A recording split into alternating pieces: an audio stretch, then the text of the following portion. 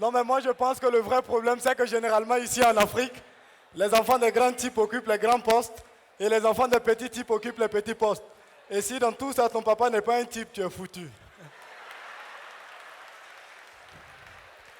Non, mais sans déconner, hein, le problème majeur ici en Afrique, ça a toujours été quoi? C'est que nous, on met l'enfant au monde et on compte sur lui. Lorsqu'il a 2 ans, coucou, tu vas bien là?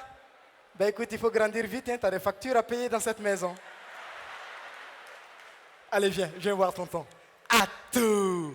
Ben écoute, toi, j'ai mis 200 000 francs dans ton baptême, mais j'espère que tu ne seras pas un ingrat comme ton père.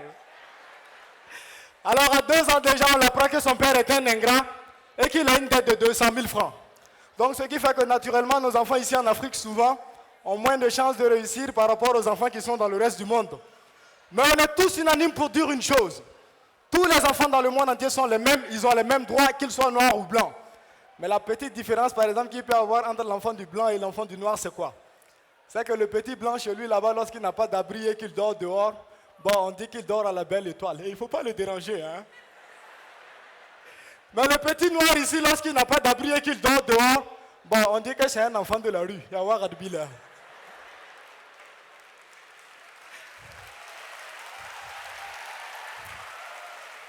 Non, mais ça, c'est quand ils sont petits, quand ils vont grandir.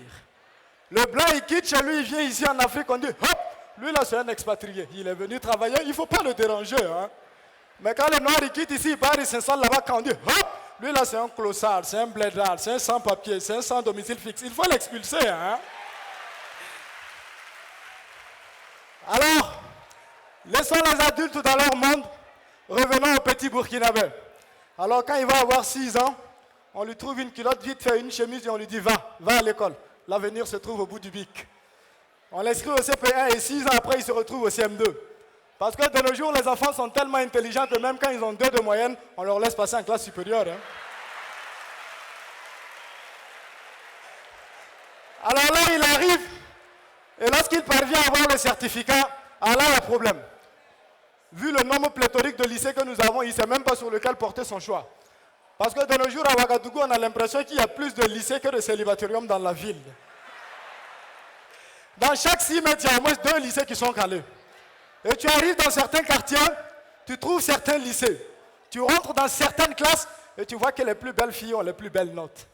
Et monsieur, le devoir passé là, vous m'avez donné un 2. Oh bon? Et tu préfères un 18, hein? Eh bien, rendez-vous au Matata alors.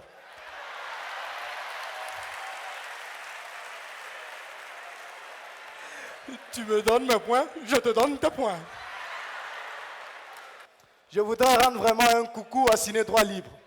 Tout un festival qui dédie toute une édition à la femme, c'est plutôt rare. Hein? Parce que partout dans le monde entier, les femmes ne font que crier « Vive l'émancipation de la femme! Vive l'égalité entre les sexes !» Et les gens ne les écoutent pas. Mais ici au Burkina, depuis que les femmes ont commencé à prôner l'égalité entre les sexes, en tout cas les dirigeants des maisons d'arrêt et de correction les ont vite compris. Hein? La preuve, de nos jours, tu te rends à Lamako par exemple, tu vois qu'il est détenu là. Bon, c'est 50% hommes, 50% femmes. Vive l'émancipation de la femme! Et vous savez quoi? Sincèrement, une femme émancipée, c'est bon pour l'économie d'un pays. Tu brûles par exemple un feu en ville et tu te fais choper par un policier. Tu peux toujours négocier et partir vu que c'est un homme et c'est problème. Mais tu brûles le feu et tu te fais choper par une policière, là tu es foutu. Et ce sont les caisses de la mairie qui rient aux éclats. Parce que généralement, ils n'ont qu'une seule phrase dans la bouche. Hé jeune homme, tu sais, moi je n'aime pas les longs discours là. Si tu me connais, mon UEFA.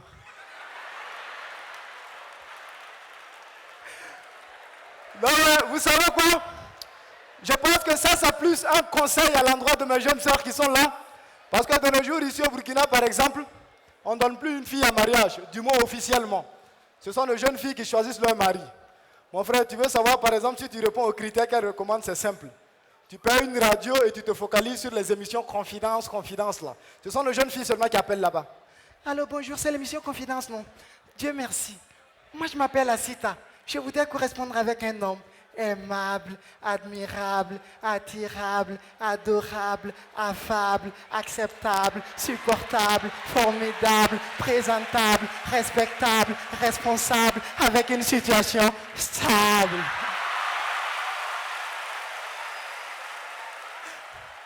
Droit Libre TV, la web télé 100% droits humains, 100% liberté d'expression.